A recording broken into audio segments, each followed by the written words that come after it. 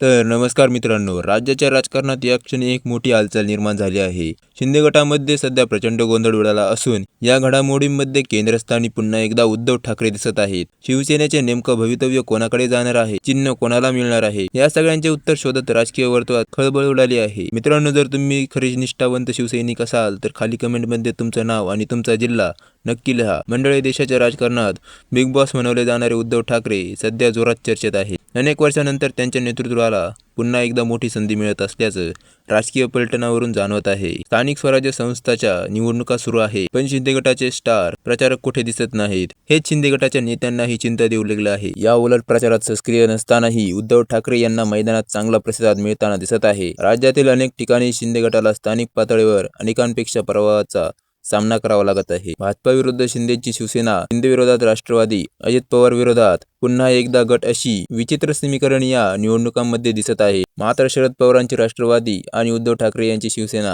हे दोन्ही पक्ष संघर्षाचे कुठे दिसत नाही. हे दोन्ही पक्ष या संघर्षात कुठेच नसल्यासारखे वाटत असतानाही परिणाम मात्र वेगळीच कहाणी सांगत आहेत. सोशल मीडियावर सध्या एकच चर्चा, धनुष्यबाण आणि शिवसेना हे चिन्ह पुन्हा उद्धव ठाकरे यांच्याकडेच येणार का? या प्रकरणाची सुनावणी 21 ते 23 जानेवारी रोजी सर्वोच्च न्यायालयात होणार आहे. नवीन सरन्यायाधीश न्यायमूर्ती सूर्यकांत यांच्या खंडपीठापुढे दोन्ही बाजूने युक्तिवाद होणार असून उद्धव ठाकरे यांच्या वतीने वरिष्ठ वकील कपिल सिब्बल 3 तास आपली बाजू मांडणार आहेत. राजकीय तज्ज्ञांचं म्हणणं आहे की परिस्थिती पाहता निकाल उद्धव ठाकरे यांच्या बाजूने जाऊ शकतो. नगरपालिका, नगरपंचायत निवडणुकीसाठी शिंदे गटाला वेगवेगळी नवीन चिन्हे देण्यात आली आहेत.